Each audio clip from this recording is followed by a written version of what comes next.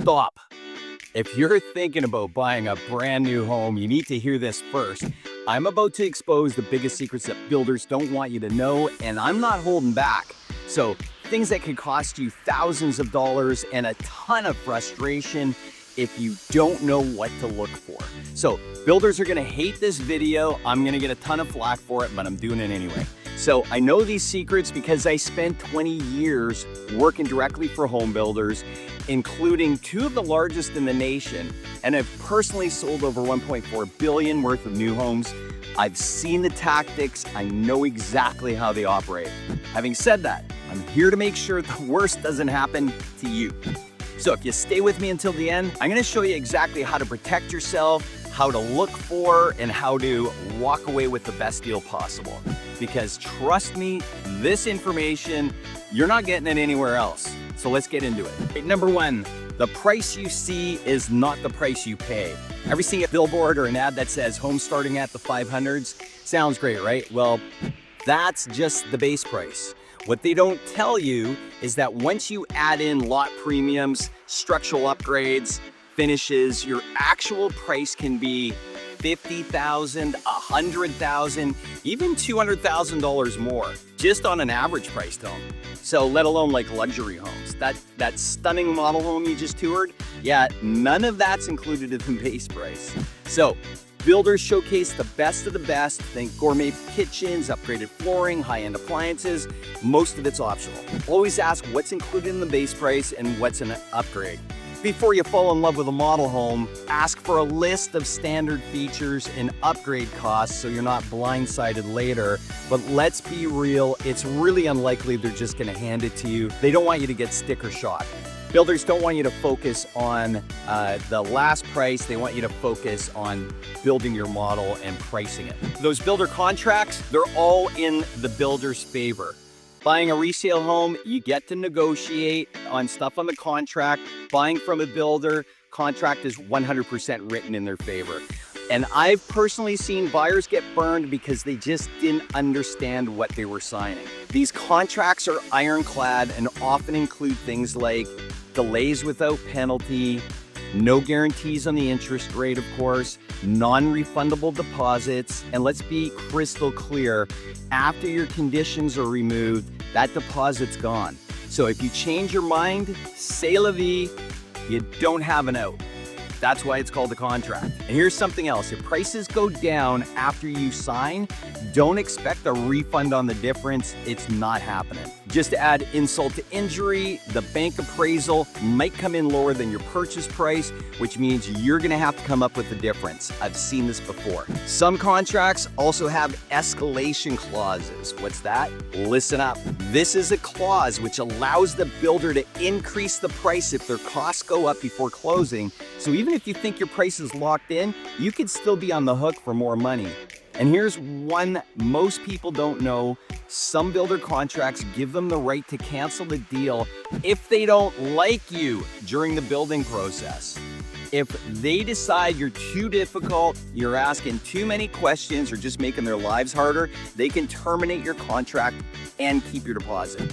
Number three, builder incentives aren't always a deal. Builders love to dangle incentives, 10,000 in upgrades, free appliances, or even cash towards closing costs. But here's the catch. Those freebies, they're always already baked into the price. They're almost always baked into the price, meaning you're not actually getting a deal. So many builders require to use their lender to get their incentives, and their rates may not be the best. So before jumping on an incentive, let's compare mortgage rates from the outside lenders and compare to the resale market on the prices and their competitors. See what's out there. That's what your agent should be doing for you. Okay, number four, builder warranties. They sound great, but read the fine print. Make sure you familiarize yourself with your builder's warranty. And here's the thing, the closing walkthrough, going through the home with a magnifying glass isn't gonna work. The rule of thumb, if you can't see a paint defect from 4 feet away, it doesn't exist. Builder warranties are built strategically. Usually they're provincially mandated, but most of them follow a standard structure First year covers workmanship and materials. That's basically everything. The appliances will have a separate warranty. Furnace, a hot water tank may have a separate warranty. Windows may have a separate warranty. Most of the time you have to book the year end on the walkthrough. That's on you. And if you pass that year, sorry folks. Now, a good builder will notify you of that upcoming year end. So second year covers major systems like plumbing, electrical, HVAC, only for basic failures, not performance issues. 10-year structural warranty, that'll be a tough one to collect on. You gotta prove that it was the builder that was at fault. In Alberta, there is a deposit protection component to the warranty, protects you in the event of a bankruptcy from the builder up to about $100,000 if the home hasn't been started. However, if the home has been built, then it doesn't apply in most cases. However, if the home is being built, then it won't apply. The warranty should cover finishing the home for you. Just it really depends on the situation. You also need to understand that warranty claims can be frustrating. Many builders use third-party warranty companies, so getting something fixed could mean dealing with weeks or even months of delays. Thankfully, in Alberta, it's provincially mandated for protection for Albertans. Number 5, the lot you choose can make or break your resale value. At the end of the day, all lots are gonna go up in value with the rest of the market, but some will appreciate more and be easier to sell in any market. Why take the cheapest lot when you can get a park view, a large lot, or a premium location for a little bit more? I mean, after all, you work hard every day. Why don't you enjoy the one thing that goes up in value over the long term? Am I right? So I can't tell you how many times 3, 4, 5 years from now, I see a client and they're kicking themselves for not spending the extra money. So the best lots, like those backing onto the park's green spaces or with the view, they almost always appreciate faster and in higher demand when you go to sell. So meanwhile, homes that back onto busy roads, power lines, commercial buildings, they might still go up in value with the rest of the market, but they're never gonna be quite as desirable. It's gonna be harder to sell them, and the harder it is to sell them, the less money you're gonna make in comparison to the more desirable ones. So number 6, builders will try to upsell you. They're gonna upsell you really hard. You know, upgrades are where they make their biggest profits. Sometimes just selling the home alone isn't profit enough. They're gonna upsell you. So structural upgrades like extended garages, extra bedrooms, larger floor plans, those are not bad ideas and are usually a good investment if it's done properly. But some cosmetic upgrades, they're not a great idea. I repeat, do not expect to recoup your dollars in the short term if you overdo it. So there's a balance to be struck there, know where to spend and where to save.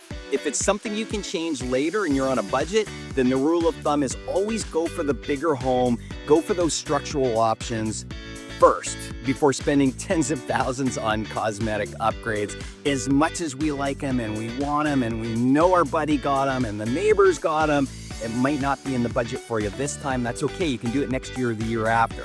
You know what? On top of it, you're going to be paying interest on those things for 25 or 30 years. So think it's just going to cost you double or triple when you put it in with the builder up front. Number 7, that salesperson in the show home, they work for the builder. They are not working for you.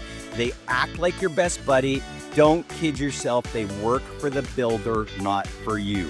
Their job is to sell homes for the builder, not to get you the best deal. It might seem friendly, but at the end of the day, their loyalty is to that company that signs their paycheck. Think about it. Now, all of this sounds terrible, so why build? Now, this all sounds terrible, so why would you build? There's lots of great reasons to build a home. You just need to be aware of how things work in the industry so you can protect yourself. Building a home can be the biggest nightmare you have ever had, or it can be a great experience. It's all in how you approach it. A representation from a great real estate agent who knows new construction inside and out usually doesn't cost you anything and can look out for your best interests. Negotiate on your behalf and make sure that you're not overpaying. Someone who has been in the new home industry for multiple years and they know how it works. Would you go to court without a lawyer representing you on a civil suit that could cost you thousands of dollars? Of course not, because you want an expert in law that takes care of you and only you. Hey guys, if you found this helpful, hit that like button, subscribe, do it for Karen, and this is a nice Karen. for more real estate tips. And drop a comment below if you have any questions about buying a home, whether it's a resale or whether it's a new home construction. And I'll answer your questions as soon as I can. Have a great day, and we'll see you in the next one.